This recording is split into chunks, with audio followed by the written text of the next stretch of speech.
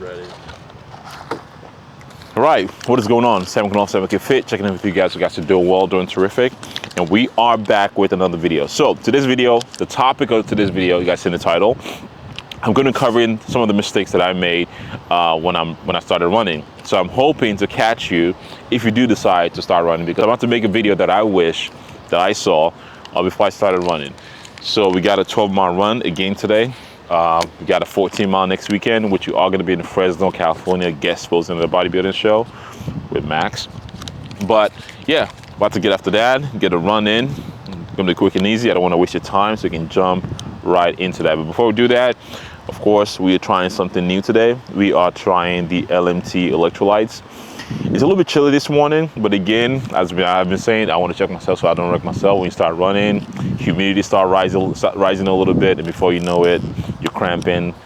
And that's something I'm trying to solve, so it won't become an issue. So because I value your time, I don't want to waste your time, let me give you the first tip real quick. And the first tip is going to sound very crazy, very wild, like, what? What do you mean? The first tip I wish I knew is learn how to run slow. Most of the times when you start running, you have a mile that you want to do.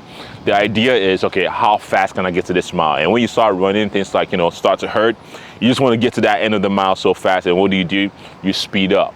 And that is not what you want to do. I typically like to correlate this to the first time in the gym, the first time you're training. When you get to the gym, you get excited, you go for it, you give it your all, you max out, and you're sore for the next few days. It is very hard for you to recover from that. Same thing goes for running. It's easier for you to recover when you're running your runs slow.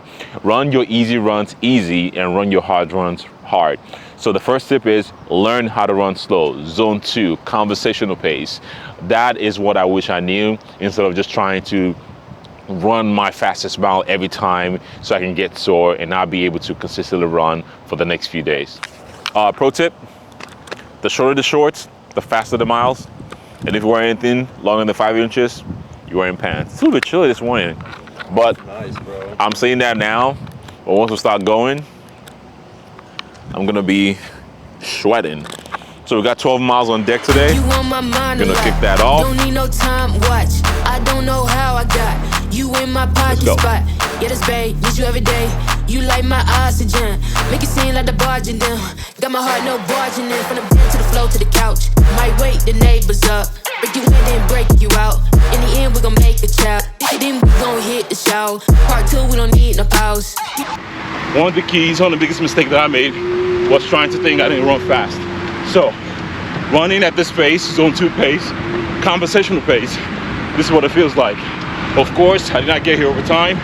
It took me a while, and I understand why you might be thinking, yeah, sure, it's easy for you to say, but it was never like this.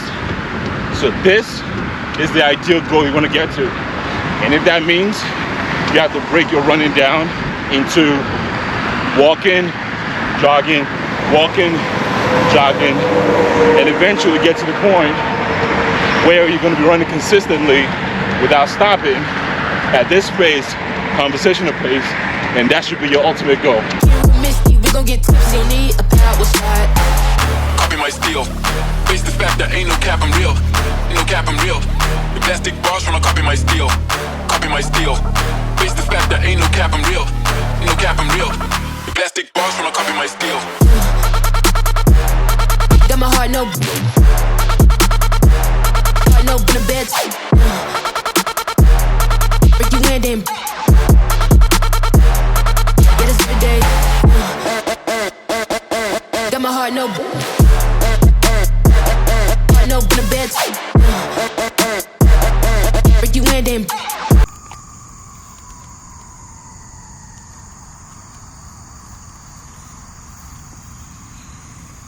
Right, so finished that run, 12 miles done, an hour and 42 minutes, 8:32 pace compared to the 9:32 of last week. I came in this run with a good intention of trying to, if I'm gonna aim for 7:30 pace, I gotta act and start training like I wanna hit 7:30. And that was the intention, that was the focus for today. Cutting a minute off that kind of effort, it's easy to be very discouraged and I'm like, fuck.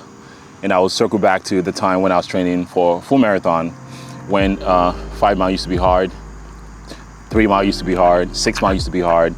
And after 6 miles, I'm like, holy shit, I have to run 20.2 more miles after this. And I ran 18 and it gave me that confidence. So I've gotten experience of trying hard at something and getting close and building confidence. So that's why I'm not like stressed about trying to cut a minute off this current effort, because this was an effort. Even Max would tell you, like, I've never seen you run this consistent without minimal break, just because intention matters. So I'm trying to put my best effort in and kind of just adjust as I go, which goes into the second point that I want to make. When you are getting past that, running slow pace, learn how to run slow to run fast, eventually build some consistency and start running faster, or consistently, I should say. Now you want to own your nutrition. One of the biggest mistakes I used to do, for somebody that's been coaching for a while, I know how to fuel performance, but I used to just casually just go for a run like 3-4 miles without. I'm like, why does that run suck? It's because of nutrition. So once I got better in nutrition, my running efficiency got better too. So looking into like a fast digesting carbs, HBCD, meaning high cluster dextrin, that's going to empty your gut, fuel your performance. Get some nutrition in before you fuel your performance, not just pre-run nutrition or pre-workout nutrition, post-workout nutrition too. Understanding you got to treat your body as an efficient fuel machine, and in order for that to efficiently work for you, you need to fuel that machine efficiently with clean fuel. And point number three is going to be just like anything else that you're doing, strength training or running. Pre-workout and post-workout mobility routine is very important, especially when it's something that you run. It's like something like running, when you're doing repetitive motion over time, over a long period of time. It's very, very important to make sure you capitalize and prioritize your pre-workout or pre-run mobility and your post-run mobility too, which I will admit I skip from time to time. I treat my post-workout mobility and stretch like calves. If I don't do it right away, I probably won't do it. The next point I'm going to share with you guys is when it comes to running, shoes are important. I know gear doesn't matter, not that kind of gear. Gear in terms of like, if you're a content creator, if you're trying to shoot a movie, you always think, look, I need the best gear. In running, you don't necessarily need the best gear, but you need the best gear for you, meaning running shoes.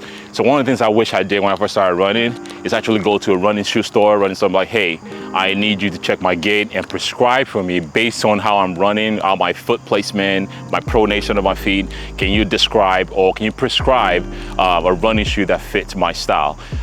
Because when I first started running, no shade on Saucony, I was running a Saucony Endorphin Speed, and the guy that has a wide foot like mine, and Saucony might not be the best shoes for you. Even some Nikes might not be the best shoes for you. So you want to look into something like an Alta. Hokas are typically good. They're not too narrow. The one I'm wearing right now is the Hoka Clifton 8s. So one thing I wish I started doing is prioritizing, actually taking the time to go to a running store and actually say, hey, I'm not picking up a running parachute, a parachute because it looks cool. I'm actually picking a parachute because it's efficient for my feet, for my body, the way I run, so it can prevent me from getting hurt. That is the video for you guys today. Again, those are the mistakes that I've made that I'm hoping you don't make as you start your running fitness. Yes, it might seem like, of course, that's a no-brainer, but I'm sure there's 1 or 2 people out there that are gonna make those mistakes. They're looking into running, they don't know what to do, how to start. Hopefully by you watching this video, that kind of give you some advice, some process and steps to make sure you check before you get to the spot, so you make sure you're not hurting yourself. And if you guys want to see like a full routine of what my pre-run routine and my post-run routine kind of looks like in terms of mobility and stretching, let me know in the comments and I'll put that video together for you guys. This is Samok of Samok Get Fit, and I'll see you guys on the next one. By the way, also huge massive shout out to everybody that snagged on Fit drop went live about a week ago now. Okay. But a massive thank you to everyone that caught something. I mean, the response was overwhelming. I didn't think it was the messaging. And cool thing about the Unfit launch also is because when you buy something from the Unfit brand, you're actually going to get a personal video from me. Send a video to you saying a personal thank you for fucking with the brand, because it means a lot. It's something I put a lot of thought and an idea into, something that's meaningful, that has a big messaging that I want to carry, hopefully share with you guys. But yeah, that's the video, and I'll see you on the next one. Peace.